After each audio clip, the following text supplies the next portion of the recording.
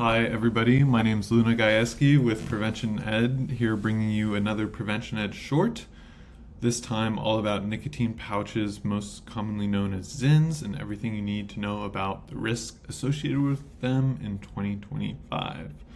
So Zyns are the name of the most popular brand of nicotine pouch. They were founded in 2014 but really started trending post-2020.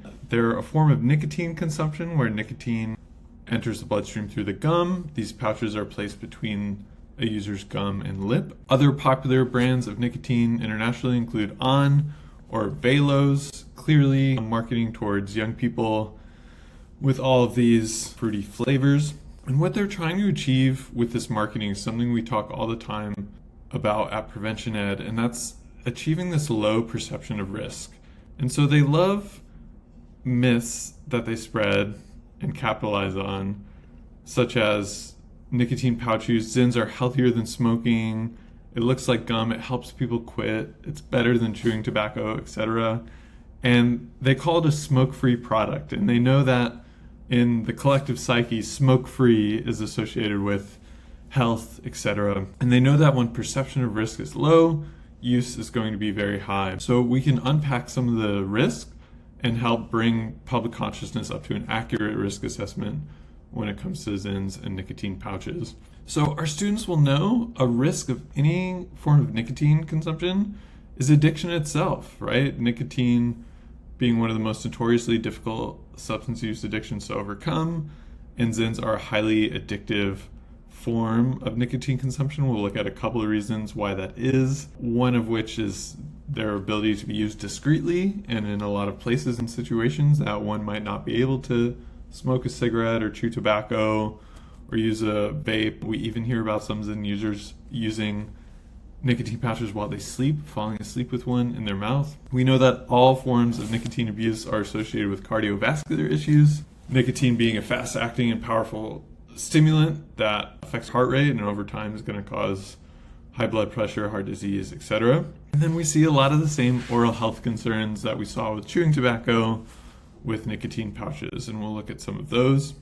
Something to know about nicotine pouches is they contain nicotine salt, which is different from the nicotine found in cigarettes, and it's more addictive. It allows for much higher concentrations of nicotine than tobacco. It metabolizes faster in the body, so people feel that rush more, and there's less averse sensory effects. It's not as harsh, so it makes use more appealing. And if we look at the reverse side of the label, they're not required to list the other quote-unquote food-grade ingredients here in the US, but they do disclose that it contains nicotine salt. We're also seeing with nicotine pouches this trend that is affecting so many drugs of abuse in this present historical moment, and that's the sharp increase in dosages of nicotine. So the average chewing tobacco dose was about 3 milligrams of nicotine, roughly. The average cigarette contains about 1.1 milligram of nicotine that's consumed by the smoker.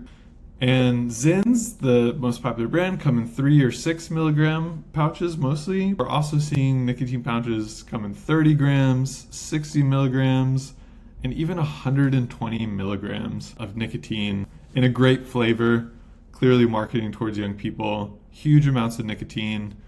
Someone with a nicotine pouch can have nicotine continuously entering their bloodstream from 20 to 40 minutes or possibly higher depending on dosage and tolerance and things like that. The BMC Oral Health, a peer-reviewed journal, collected evidence that connected nicotine pouches to gum recession at the site of placement. Occasionally, if students really want to see, we'll show pictures of what that looks like when you can start to see someone's tooth above the gum, oral lesions, dry mouth, soreness, and gingival blisters. The International Journal of Dentistry is making the argument that nicotine pouches actually impair our whole immune system in our mouth and make people more susceptible to all kinds of other periodontal diseases and conditions. Nicotine pouches also have been identified to consistently contain the following 3 carcinogens by the British Medical Journal: ammonia, chromium, a metal, and formaldehyde, that substance used to